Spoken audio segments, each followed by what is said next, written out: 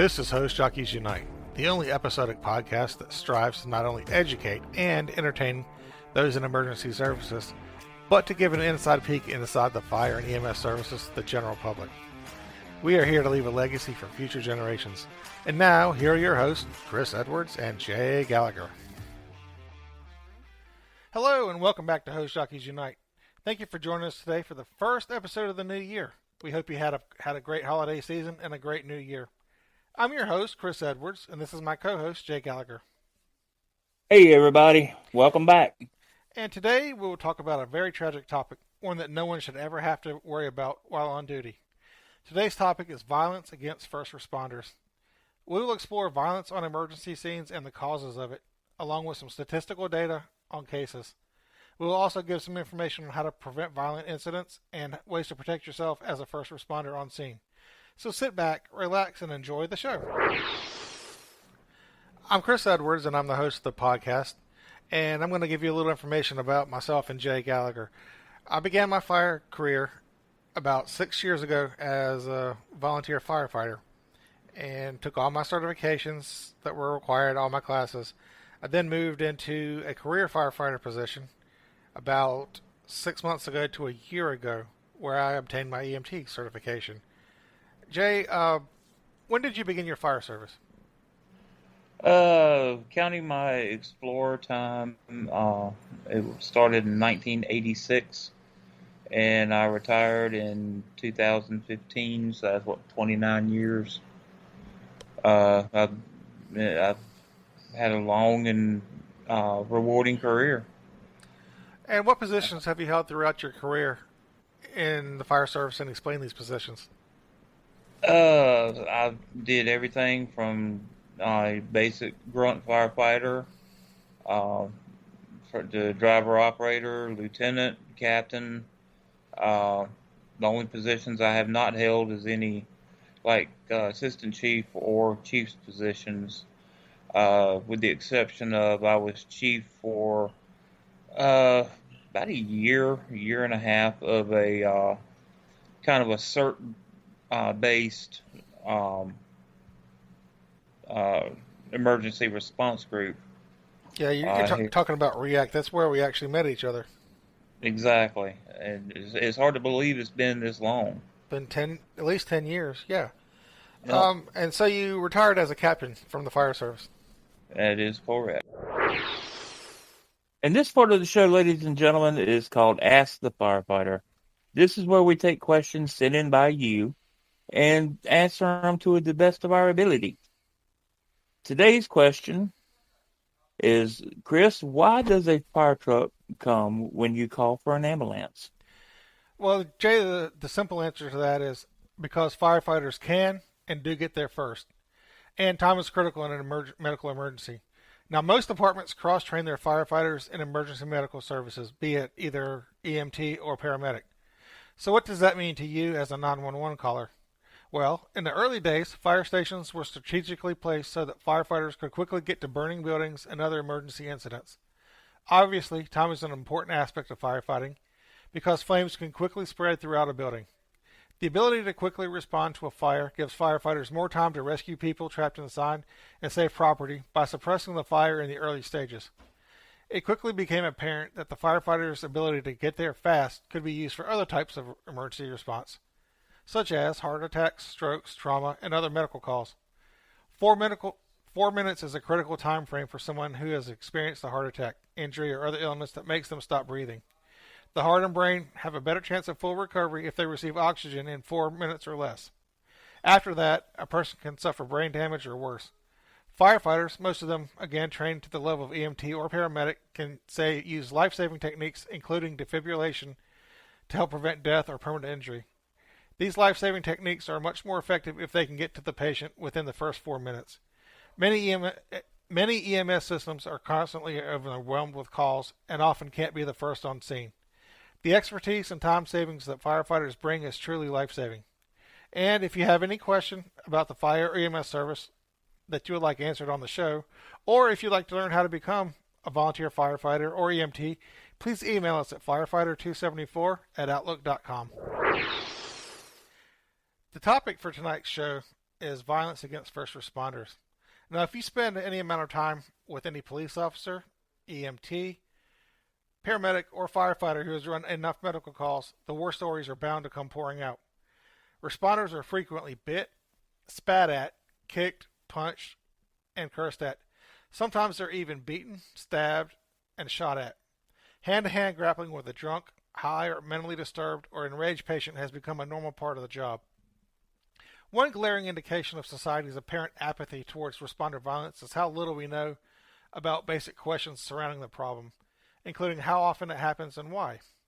Currently, there is no widely used centralized system for reporting attacks against responders, and no state or federal laws or standards requiring personnel to report when they are abused. For a variety of reasons, many responders don't voluntarily report attacks, and few academic studies have looked into it closely. Instead, the issue has remained mostly invisible to the mainstream public, researchers, and often to the department leaders. What data and anecdotal evidence is available, however, paints an alarming picture. A 2015 survey of roughly 1,800 EMS personnel in the United States found that 69% had experienced some form of violence on the job in the previous 12 months. A third had been punched, slapped, scratched, and about 30% had been spat at. 11% had been bitten, and more than two-thirds had been verbally abused. Similar studies in Australia and Canada found that between 75 and 88% of responders there had experienced violence in the last year. The only semi-official statistics that exist come from the National Institute for Occupational Safety and Health, which estimates that about 3,500 EMS workers in the U.S. were sent to the hospital in 2016 with injuries resulting from work-related violence, though most experts agree that the actual figure is much, much higher. Despite the lack of hard data, every expert in the field that were interviewed, including union leaders, researchers, national responder organization leaders, and responders themselves, said that there's little doubt, based on what they see and hear, that attacks on responders are at an all-time high.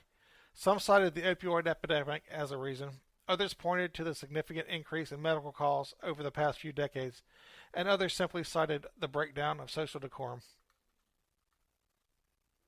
Jay? Now, if we want to talk about the medical call factor, according to many experts, a majority of underlying reasons for the increased violence and stress plaguing the fire and EMS providers is the dramatic rise in medical call volume.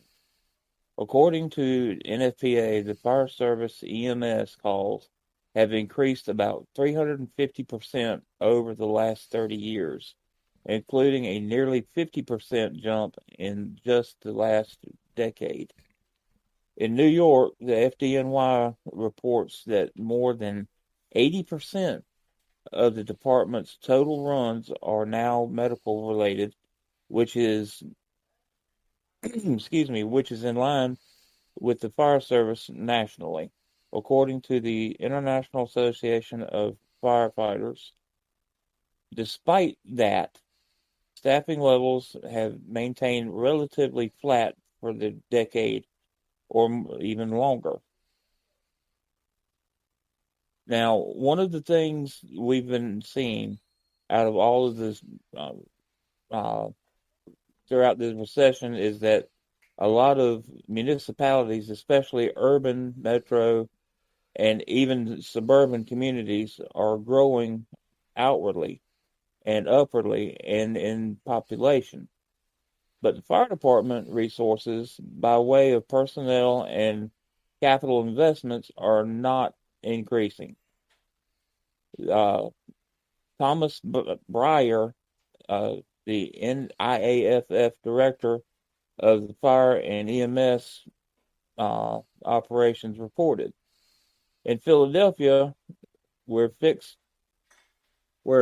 Drexel University is located, the fire department routinely sees a 20% increase in EMS calls year over year, Taylor reported to us. But I can't assure you that they do not have a 20% increase in staff.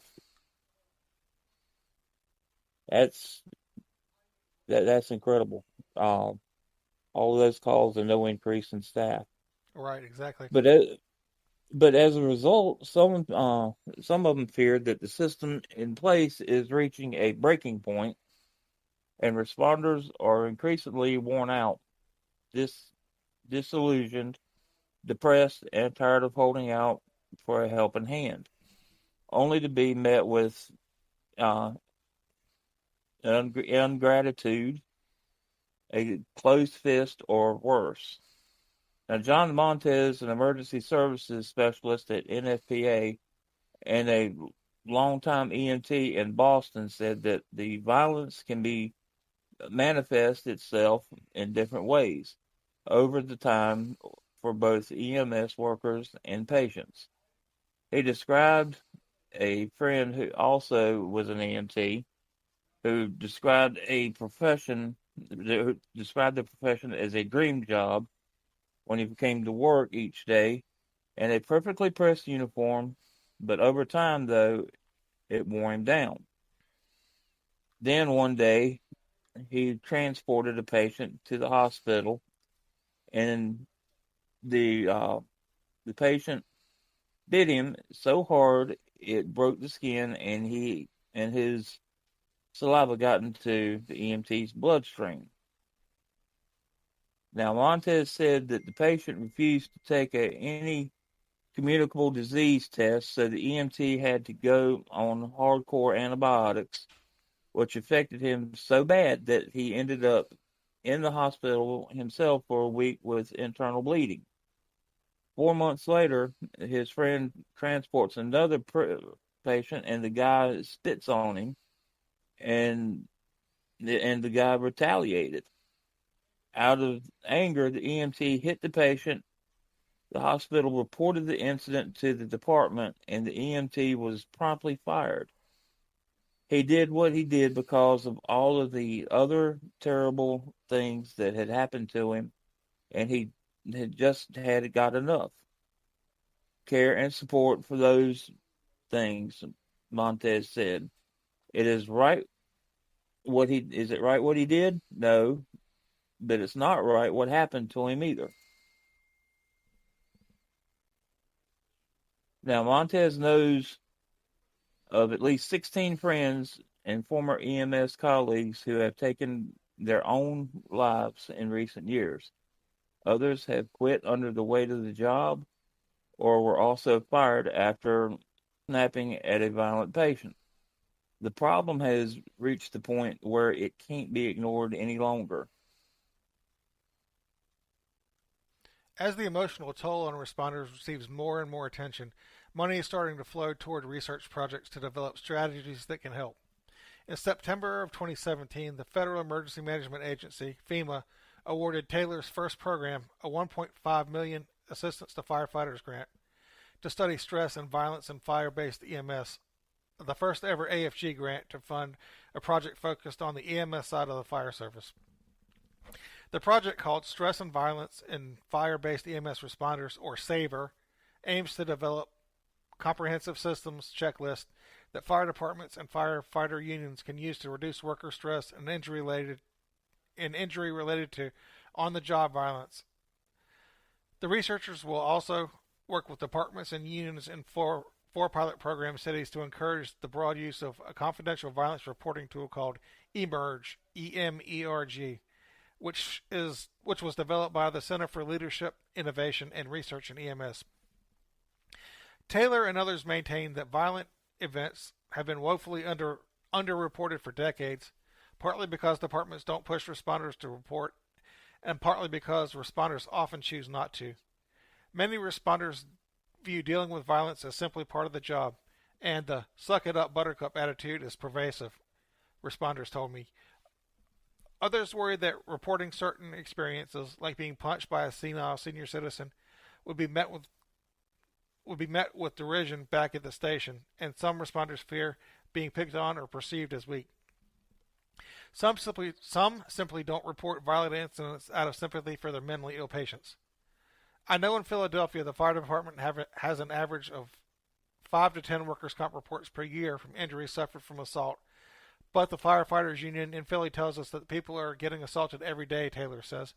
We hope this study will help us get at a better approximation for the truth.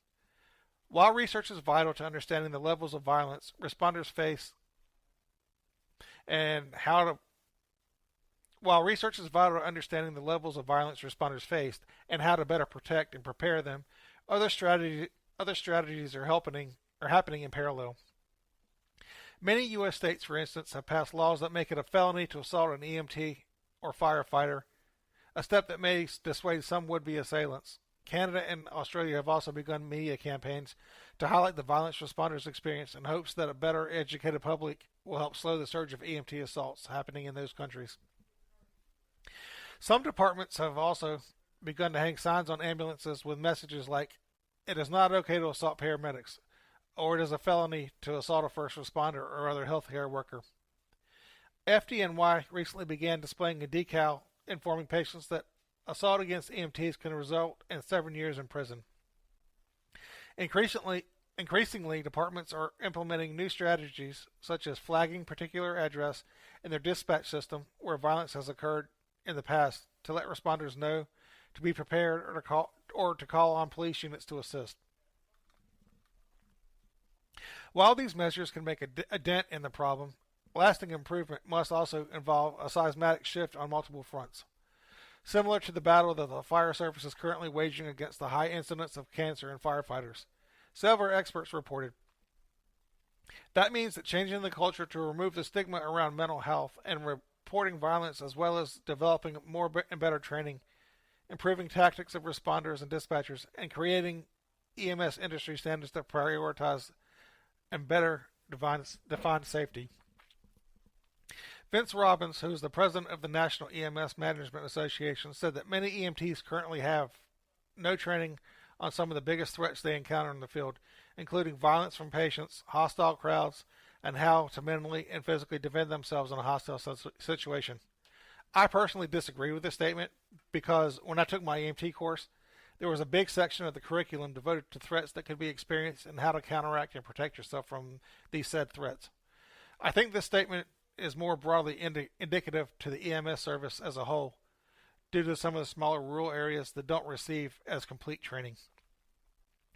Some of those without training are lucky enough to be paired with veterans who can explain what it's like when a patient pulls a knife. Others are left to learn through terrifying first-hand experiences, which can have significant emotional ramifications.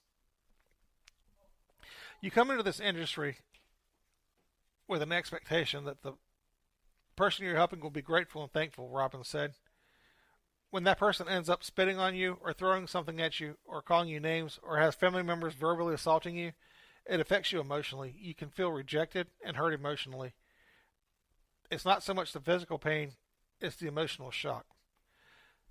Robbins is also the president of the Monmouth Ocean Hospital Service Corporation, the largest EMS agency in New Jersey.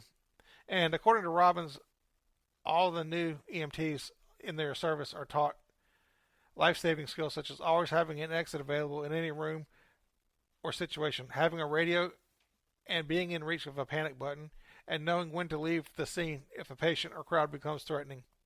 They are also encouraged to come forward and talk about and report incidents, seek therapy, and take mental health days, Robbins said. Whether an EMT receives any of this type of essential training and support, however, is generally related to the size of an organization and the resources available, Robbins said. More and more of the larger organizations like ours are beginning to implement this kind of training, but smaller agencies, particularly volunteer and rural or suburban agencies, probably didn't get a lot of or any training. He describes the situation as a mismatch and believes it needs to change. How to protect yourself from violence and harassment should be taught as part of the EMT Paramedic National Standard Curriculum, right alongside of the other things they need to know, such as, medical history, he said. Go ahead, Jay.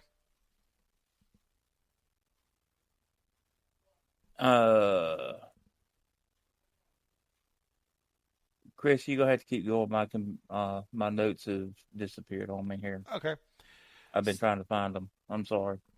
Some have wondered if NFPA could do more to help improve the training, health, and wellness standards that non-fire-based EMS providers must follow. The organization provides significant guidance on firefighter safety, procedures, and health programs, which crosses into fire-based EMS, but has little to say about other models of EMS, which comprise the majority of the industry. Currently, the organization has 4 documents that speak directly to all EMS, including NFPA 1999, Standard on Protective Clothing and Ensembles for Emergency Medical Operations, NFPA 473, Standard for Competencies for EMS Personnel Responding to Hazardous Materials / Weapons of Mass Destruction Incidents, and NFPA 1917, Standards for Automotive Ambulances. NFPA's primary non-fire based EMS guideline comes from NFPA 450, Guide for Emergency Medical Services and Systems, which organizations can use to assess planning, policy, communications, and other systematic operations. This guide, however, minimally addresses EMS workers' health and safety, with mentions that each agency should have and implement a comprehensive health and safety plan, and that the health and wellness program should be in place to prevent participant injury and illness. Now, it's way too early to tell whether more specific guidance about what a health and wellness program is and how to create one will appear in the upcoming 2020 edition of the NFPA, which would be now 2023, of course, 450, which is currently in revision. With the increasing interest in the subjects of violence and responder health, it will be interesting to see if there is public inputs or comments related to increasing safety recommendation within the guide. Said Montez, who is the document's staff liaison. With violence against EMS personnel increasing worldwide, some advocates do believe the industry is ripe for much more comprehensive guidance around the personal health and safety. For more than 30 years, the fire service has benefited from the landmark standard NFPA 500 Fire Department Occupational Safety and Health Wellness program, which over that period has helped slash firefighter line of duty deaths by 40% and injuries by 30%. However, nothing like it exists in the EMS world currently. The limited number of national EMS standards has a lot to do with how fragmented the industry is, Robbins told us. About 20% of EMS services are fire-based, 20% are hospital-based, and 20% are private for-profit businesses. And the rest is a smattering of volunteers, hybrid systems, and other models, he said. There is no way to get all of the cats herded, and no way to get the those distinct entities to work together. We all have a different way of looking at the world, and frankly, different revenue streams that don't always align. It's been very difficult to speak within one voice. Chris, Okay. My notes are acting up here. Okay. Through its standards development process, NFPA has a long history of bringing together disparate and often competing voices to develop a consensus on some of the thorniest and most important issues facing first responders of all stripes. A recent example is the development of NFPA 3000, Active Shooter Hostile Event Response (ASHR) program, where experts in EMS, fire, and law enforcement, and government and other came together to create an interagency set of guidelines around active shooter and preparedness planning. Whether there is an appetite among many different EMS groups for NFPA assistance in crafting more safety standards, however, is another matter. When I posed the question to Robbins, who sits on the NFPA 450 Technical Committee, he said that the NFPA would likely have a long, steep hill to climb if it were to try and have a larger presence within the EMS world. Unfortunately, virtually all the industry right now views NFP as pro-fire based EMS organization. Non-fire based EMS agencies are reluctant to see NFP as a neutral player and are unwilling to cooperate with them, he told me. I think it will take a long time for this to change, so we remain with no industry wide entity that is viewed as credibly neutral for all stakeholders to support. While fragmentation in the industry may continue to be a challenge, most experts agree that activity around responder violence and mental health is beginning to coalesce, and positive change is happening, albeit slowly. It can't come soon enough for the thousands of responders like Kelly Adams or Al Royas who willingly risk their lives to go into the night to help whoever rings. The stakes are also high for those of us who rely on responders. If we can't protect the men and women in uniform Taylor warns, who will be there to protect and help us when on the worst days of our lives? We've hung out this shingle that says that if you call 911 when you have a problem, help will arrive. If that's our value set as a society, then we have to support the people responding to the call, she said. If they are so fried that they don't care anymore, if they're so tired that they can't think why is she paralyzed or what drug do I need to give her, then people are literally going to die. This can't be the status quo because the system is going to blow, not just for departments but for patients, communities, and everyone. Now, Chris, when you get on scene and you're evaluating your patient, how can you tell if your patient is going to react in a violent manner? Okay, well, um, the initial reason for a call or dispatch notes can give you a clue. For example, if it's a drug or alcohol or altered mental status call, a lot of those times that means that there could be a possibility of a violent patient. Uh, Body language and posturing is the biggest thing. Look at your patient, see how they're acting, see how they're sitting. Are they presenting themselves in an aggressive manner? Are they leaned forward, tensed up, or are they relaxed? So body language and posturing is the biggest clue. Also, verbal clues. Listen to what the patient's saying and how they're talking. If they're talking in a threatening manner, then be on your guard. Otherwise, it may not be such of a big deal. So, Jay, can this be a topic for a CISM or CISD meeting? Absolutely. Anything that happens to you on a call that um, has affected you mentally to where you don't feel like you can perform your job is definitely a topic for a CISD meeting. Okay. And don't be afraid uh, to reach out for help.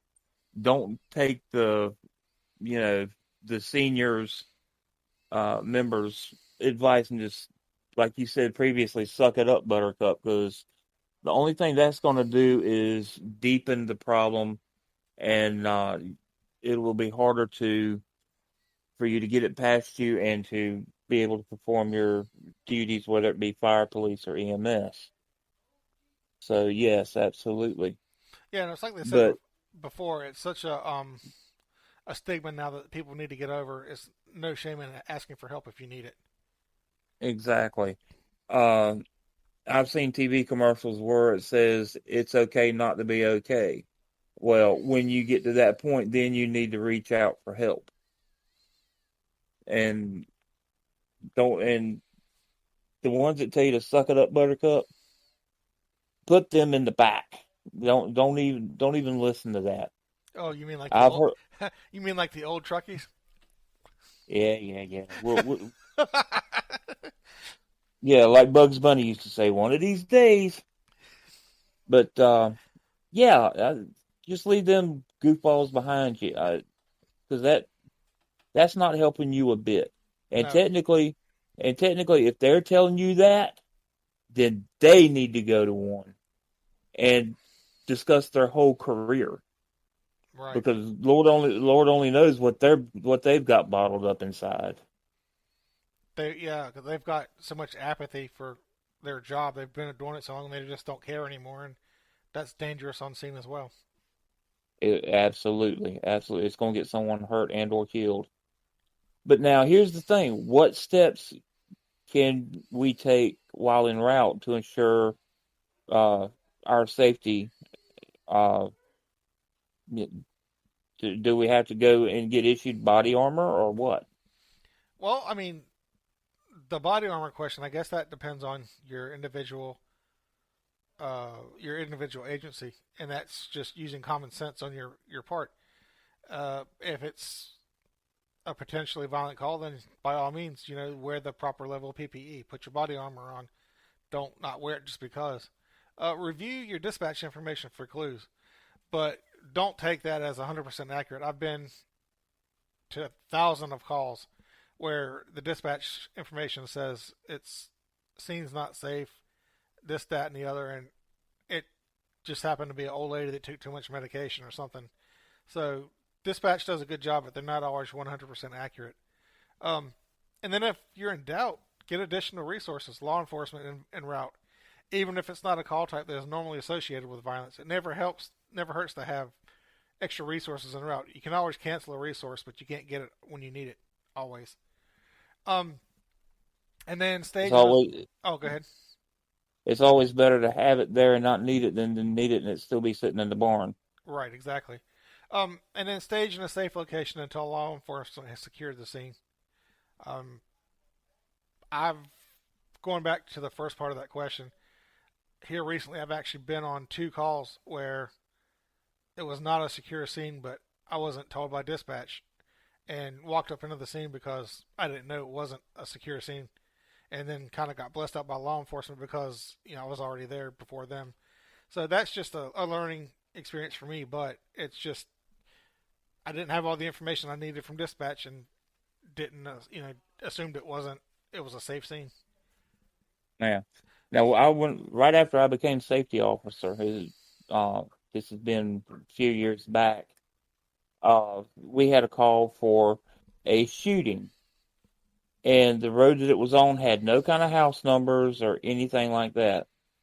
And there was a road that run off to the side of it, where I thought we would be safe. I told everyone to stage on this road for law enforcement. Come to find out, the place that we were responding to was right directly across the street from where we were supposed to go.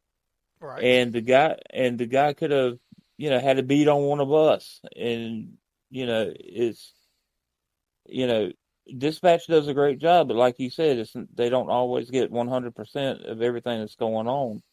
I mean, when they do the best they can with what information we got, and then when we get on scene, we relay more information to them, as we all know. But just it's one of them things where if you feel like the scene's not going to be safe, you got to keep your head on a swivel. Right, exactly. And Jay, what would you do if you were faced with a violent scene? Run like hell. No. Um. Honestly, uh, when we go to elementary schools and we teach fire safety, we teach uh, always have two ways out. Uh, remember, look around for a secondary means of egress if things go bad. Uh, always fall back on your training. Uh, stay safe, keep your head on a swivel. Uh, keep in mind the safety of yourself, uh, your crew, and your patient and bystanders. Uh, look for things where if it goes bad, you can take cover and be hidden. Uh, like if the call I mentioned previously, if the active shooter was, you know, tried to pop one off on us, you know, and use cover to your advantage while retreating.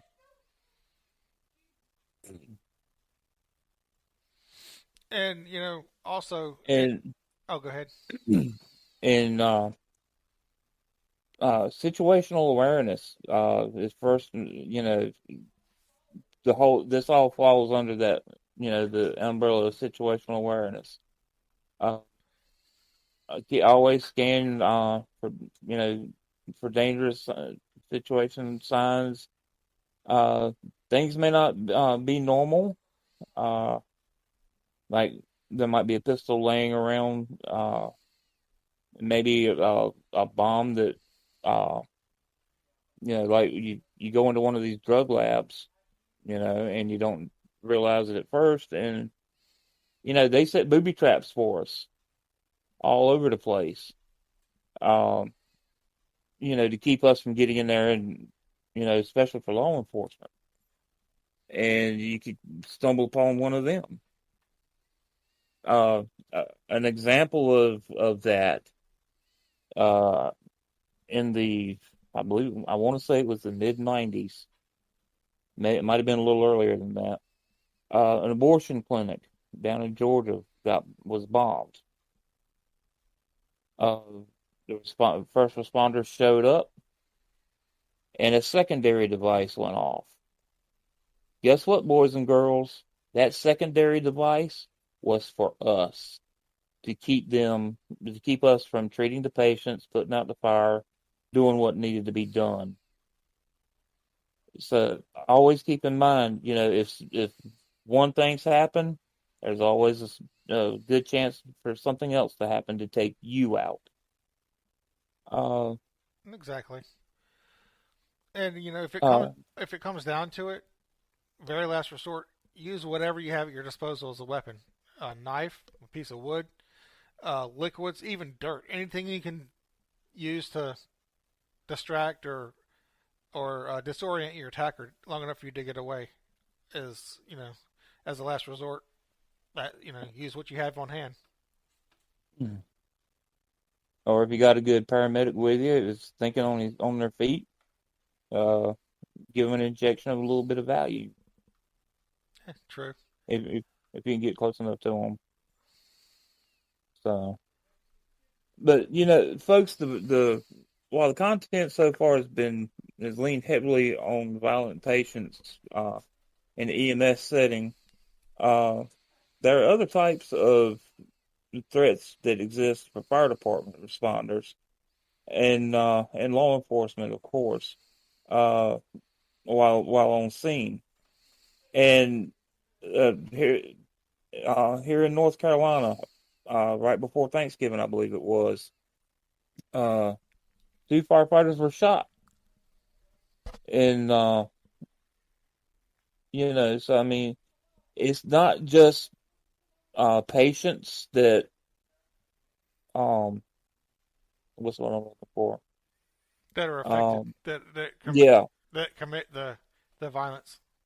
Not just yeah, violent patients. It's other people as well. exactly, exactly. I mean, it could be something as it may be silly to us.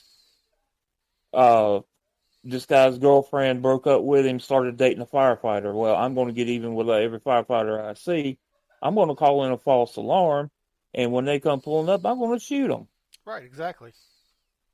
I mean, like I said, it may sound silly to us, but to this person, it's revenge. I mean, you don't know what people think anymore. Right. I mean, it used to be, you know, same old routine calls and whatnot, but not anymore, folks. Right. I mean, You become a random target to the shooter, or random target for the shooter, just you because they have a beef against firefighters because, like you said, his girlfriend broke up with him to date a firefighter. I never thought I would ever see the day that fire and EMS systems are issuing ballistic gear to their firefighters because of stuff like this. Oh, exactly. Uh, South Metro Fire Department in Colorado, they issued their personnel the ballistic helmets, bulletproof vests. I mean, everything. And here I am, been in it,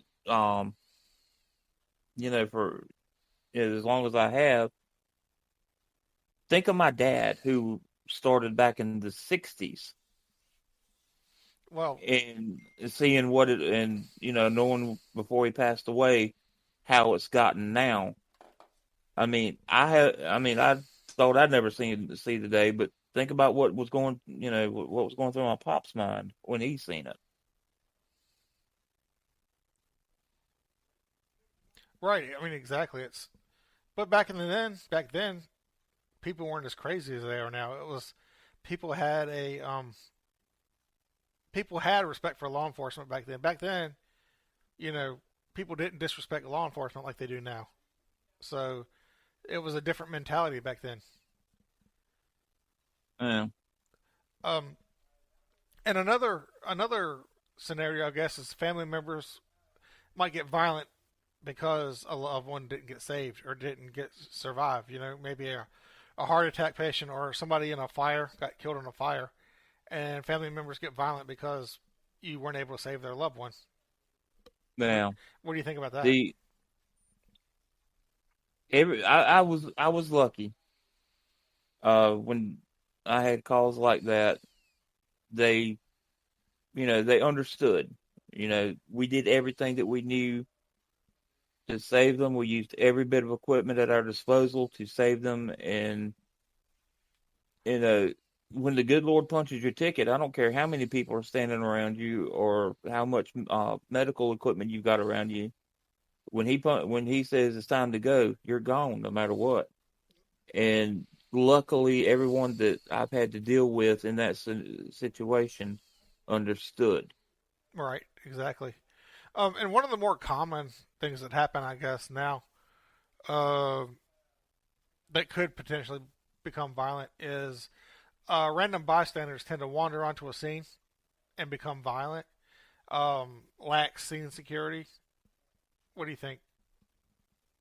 Well, unfortunately, there's going to be times where we get on a incident before law enforcement, and if that's the case, we need to get somebody to post some kind of security watch, especially especially like if you're in a large public setting, a restaurant, uh, mall, wherever it may be, and because you're busy working your patient, you need someone to watch your back while you're working said patient because you're not going to be able to do everything you need to do. Watch for someone to potentially attack you and communicate with the hospital or trauma center, whatever you're set up with, to be able. You're not going to be able to do all of that, and you need to maybe get somebody till your law enforcement shows up to do nothing but security.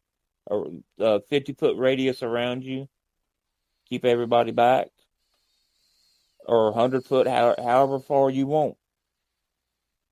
But we got to watch each other's back, Yeah, and and I've been on scene. or I've been on the scenes where that's literally impossible. You mean it's like somebody's determined to come, then they're going to come. It's hard to keep people off the scene, now, especially with like you said, without law enforcement there. And sometimes fire scenes are booby tracked in order to protect clandestine drug labs or even to prevent the stopping of an arson burn. What do you think about that? uh, it's definitely uh a problem, and I've heard stories of arsonists taking and putting gasoline in a condom of all things, taping it to a lampshade and turning the light on and leaving. And then when that popped off, having even more booby traps to accelerate the fire or to kill one of us, like having, you know, holes cut in the floor. I've even heard of piano wire being strung across the doorway. Now, granted, if you have all of your PPE on, then the chances of you getting hurt by that is lessened greatly. But back in the day when we didn't have hoods, didn't have uh wasn't mandatory to wear your SCBA, days of the leather long firefighter. You go crawling into that, and that piano wire catches you around the neck. You're you're all but gone. Yeah, I've even But I've even read cases where people have been so desperate that they will like you said, make a weak floor and then build a punji stick trap underneath the floor, like back they used to do back in the Vietnam days in the Vietnam War, where mm, people would fall through the floor and then get impaled on punji sticks because they didn't want people in there to mess with their stuff. I was at fire school one time in Wilmington, and the instructor that I had, it was a arson class that I was taking. Uh, said that he went crawling into a house, and they had cut a hole in the floor, and they took one of those big area rugs and put over the hole to where you couldn't see it. He said he got to the hole and fell in. He said that carpet wrapped around him and he couldn't get out on his own. And he had just luckily the truck company was coming in behind them to do their search and was able to get him out. But they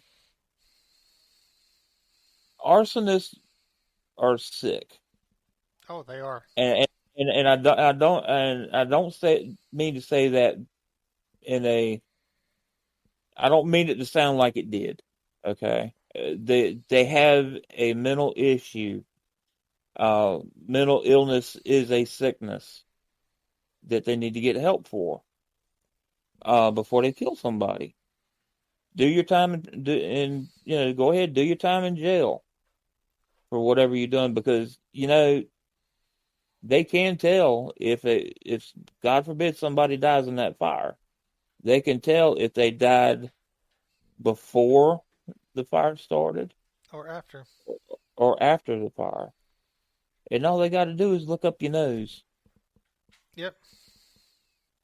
So So, I think we pretty much the next one on the list was WMD incidents, but we pretty much covered that one earlier, so I'm going to skip it. The last one on the well, list. Oh, let me ask you something on the WMD. okay. Um, in your opinion, 9/11, the jet planes, WMD,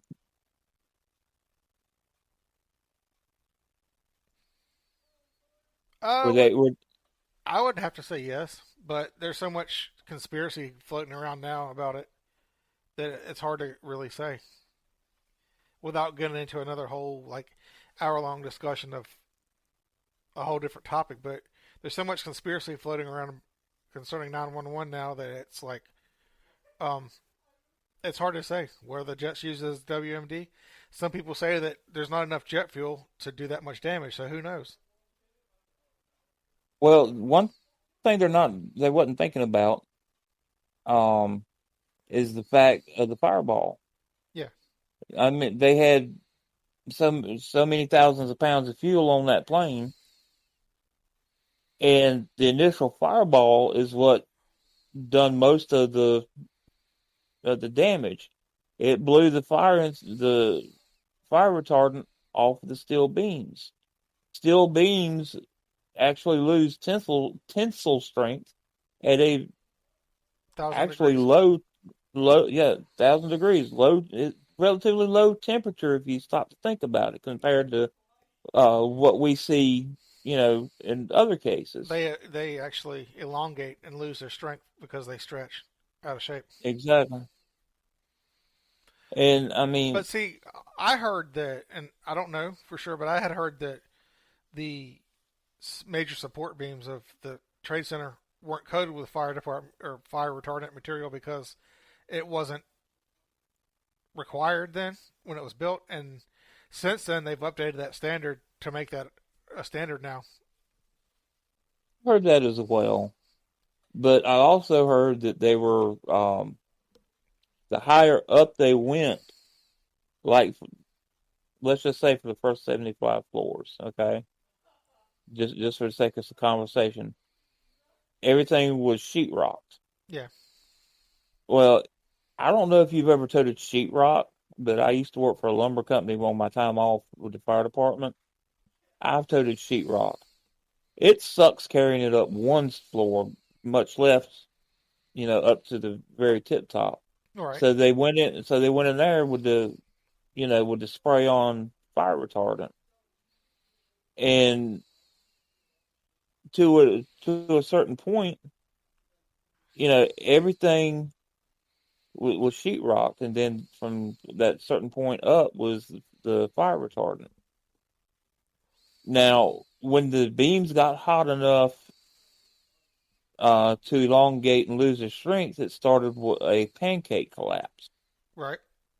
And if you're not familiar with what a pancake collapse is, it's when one floor collapses on another, On then those another. two collapse onto another, and those three collapse onto another, and it's just goes right on down the line. As the weight builds And up over uh, on top. exactly. And what everyone is saying was a implosion. It wasn't that was an implosion that was um, inside job type thing done. It wasn't. Yes, it was an implosion, but it was coming from the weight of the floors stacking on each other. It literally pulled the building in on itself. Right. So now, Chris, unsecured overdose scene. Uh, they're not only uh, uh, not only patients under the influence of narcotics, but family members and other residents of the house may be on scene and combative due to the use of the illicit substances. Right. I mean, Now, what would what is your SOPs with your department with dealing with something like this? well, luckily enough, both places where I've worked so far and volunteered, it's always any kind of an overdose call. It's SOPs for law enforcement to secure the scene at to arrive and secure the scene before we go in and treat the patient. So it's not so much of an issue, but law enforcement also stays on scene the whole time while we're there to protect the scene, just in case there's any kind of like criminal activity going on, and mainly to protect us. But um, the point of that question was that usually where there's one, there's more than one. I've been on several scenes where the patient's overdosed, but you can tell that some of the family members or other people were using as well. So that's kind of where that question came from. Right. Now, ha- just out of curiosity, how far out was your is your law enforcement when when y'all get a call? Do y'all have law enforcement y'all have but automatically dispatched when the call comes in? Do y'all or do y'all have a like with the communications dispatch? Some agencies have uh, addresses that are flagged to where if there's a call at that residence along with the ambulance and fire, they automatically send law enforcement. And it's usually not just one law enforcement officer. It's usually two or three. Right. Do y'all have anything like that set up or? Yes. It's actually certain specific addresses are flagged, but regardless, any call that's deemed as a overdose call gets law enforcement automatically, regardless. It could be an 80-year-old granny that took too much pain medicine. And if it's deemed as an overdose by dispatch, law enforcement shows up anyway, um, just because. But there are certain addresses, like, it shows in the notes, such and such met the police at the door with a weapon.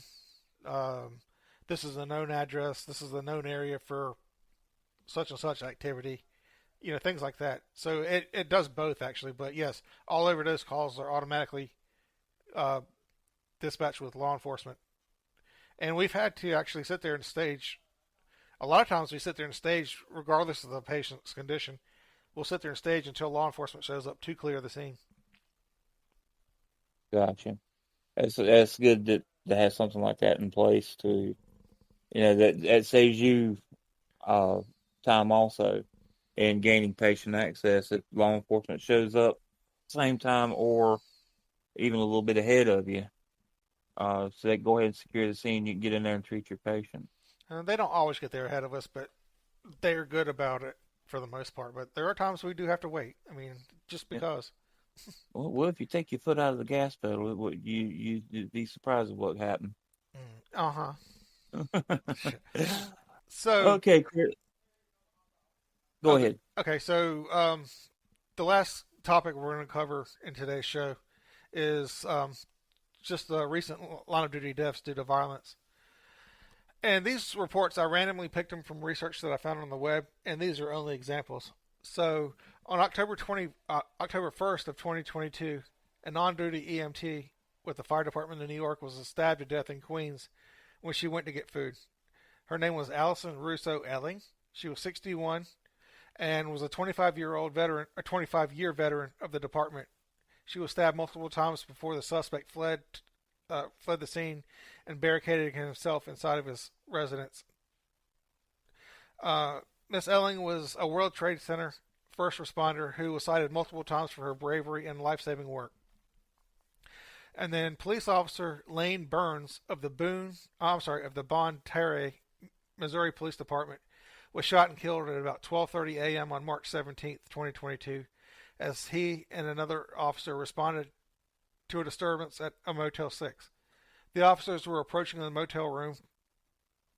As the officers approached the motel room, a man exited and immediately opened fire on them with a handgun. Officer Burns was transported to the local hospital where he succumbed to his wounds.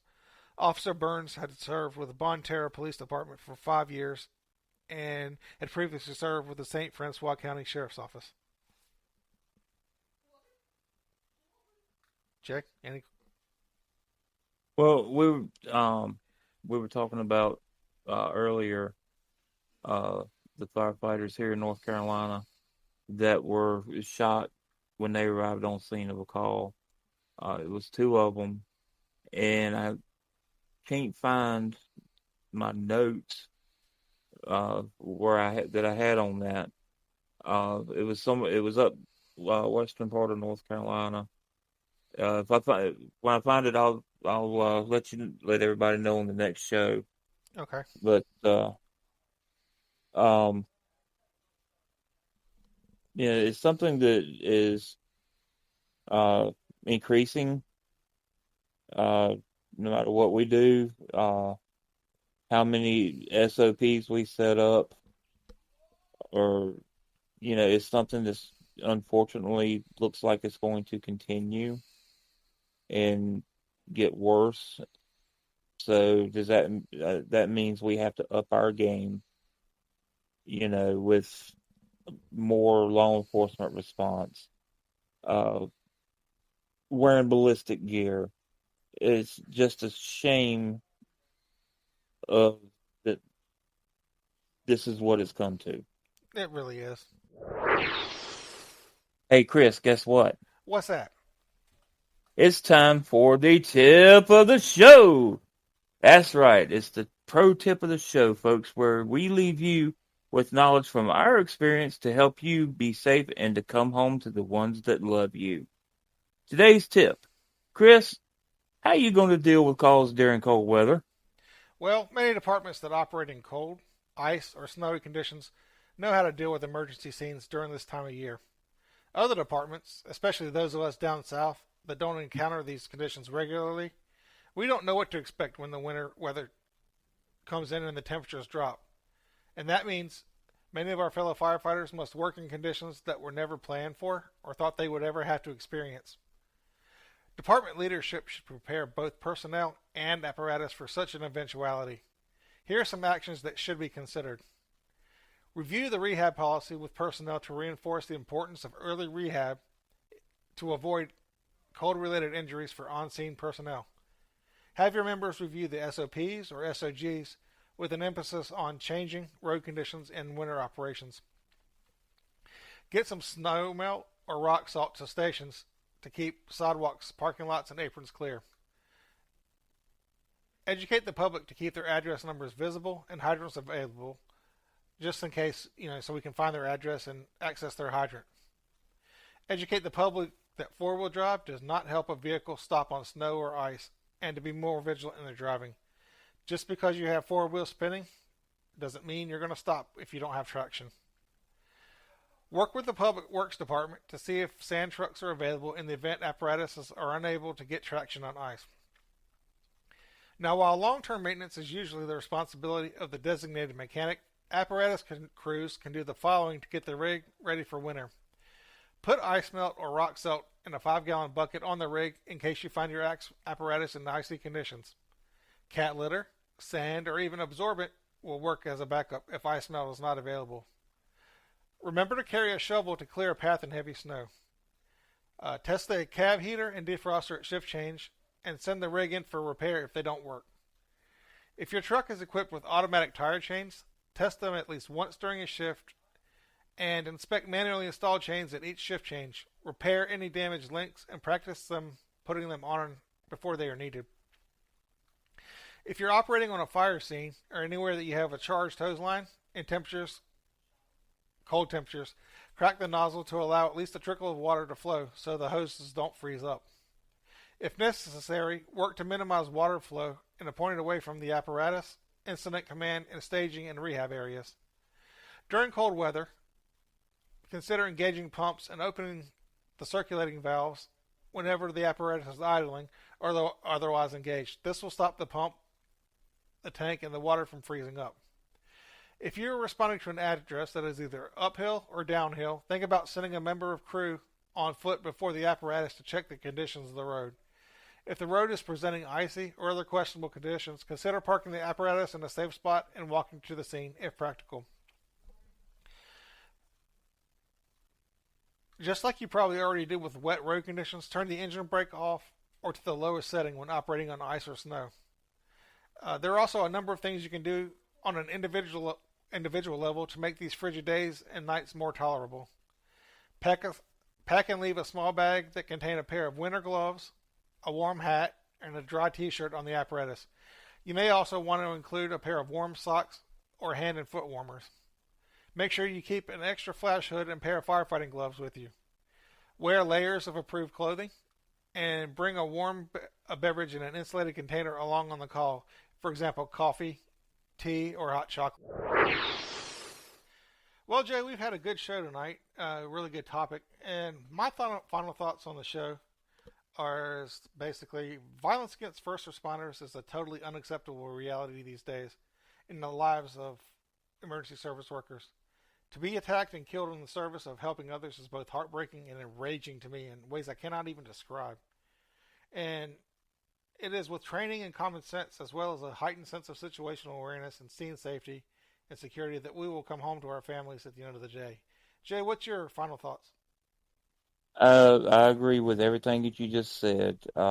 We definitely want to be able to go home to the ones that love us, although God knows why they do. Um, the like I said earlier, we can draw up all the SOPs, SOGs, element OPs, whatever you want to do, but it's just unfortunately going to get worse, which is a crying shame. The fire service and EMS service that my dad left and my granddad left they're probably rolling over in their graves right now with everything that's going on with the violence towards us. Now, Chris, I heard the little birdie told me that you had a uh, violent call the other night, but it wasn't a patient. It was actually Mother Nature that was being violent towards you. You want to kind of elaborate? Because it kind of goes back to some of the things that we discussed in with the bad weather driving. Sure. Well, we had a patient we picked up that was a potential stroke victim. We got him on the ambulance. His vitals were stable, and we were everything was good. Didn't have anything really wrong going on with him. We were in the transporting him to the hospital. We're driving priority two, which in our county is non-emergent, and we're about a quarter of the way to the hospital. Then all of a sudden, the bottom falls out. It's raining sideways, and I've got wind blowing me all over the road. I can only see a white blur in front of me, about 2 feet in front of me, and barely see the lines on the road. And I'm driving along, diddy bopping down the road, and at a good safe speed because that's the way we do it. And next thing I know, my medic gets a phone call from this patient's family member who's calling to demand why we're not going lights and sirens to this to the hospital because her family member is a stroke victim. And I'm driving down the road, and my medic says to me, "Hey, bump it up to priority one." And I'm like, "Why?" He's like, "She told me the story," and I'm like, "Are you kidding me?" He's like, "Yeah." So what do? I flip on the lights, I flip on the sirens, and I slow down to go 10 miles an hour slower than I was going before, just to appease this lady that has no sense of what is involved in our job. So now I'm driving down the interstate to the hospital, and I see a blur of white and red lights that are all I can see in front of me. And the rain picks up even heavier, and I'm really not seeing anything in front of me. So I'm driving to the hospital using the force. Jay, what are your thoughts? What are your thoughts on this? Well, you left a part of it out. You were driving into a place that was had a ongoing tornado warning too. Oh yeah, the Google Maps said watch out for delays due to tornado warning, but it wasn't an actual tornado. But the wind was kind of strong, and you couldn't see a foot in front of you because the rain was just coming down in sheets. Downdrafts and microbursts. Yeah, Gotta love it. But no, people don't understand why we do the things we do. And in a situation like that, you were having a hard enough time with just your headlights on. And uh, your medic unit, do y'all have strobes or rotators for uh, emergency lights? we have strobes, but the strobes weren't on. I didn't have them on. We have both. It's rotators and strobes. Okay. Either way, the additional lighting is just going to make things worse for you to see. I would have done the same thing. You know, if you've got a stable patient in the back and your your paramedic already said, non-emergency, then everything's going to be okay, I mean, Just get the patient there safely. And and evidently she had trouble fathoming the fact that uh not only were you driving to protect yourself, your medic, and her relative that was in the back of the ambulance, and doing it in severe weather with a possible nadir on the ground somewhere. I mean, what do people think anymore? I don't know, but it's just kind of a it was kind of an irritating night for me or irritating call because it's like it should never have happened. That's like you just don't do that. If if Well, if the patient suddenly degraded and the medic said let's go, I mean I had no problems at all with it. But now I'm having the additional pressure of having to navigate traffic going priority one when I can't see to begin with. now, well, it's kind of like uh, George, little George Bush said one time on interview. He said, "You can't please all the people all of the time, but pissing them off's a piece of cake." Right. So, All right. Well, don't forget to tune in to our next episode where we're going to talk about the difference between a flashover and a backdraft. And also, don't forget to subscribe to the show on your favorite podcast platform and leave us a review. We're listed on all the major services, and we'll see you in 2 weeks.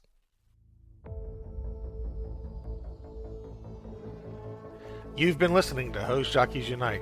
We hope you've enjoyed this episode, and please tell your friends about us. And always remember, even truckies need love too.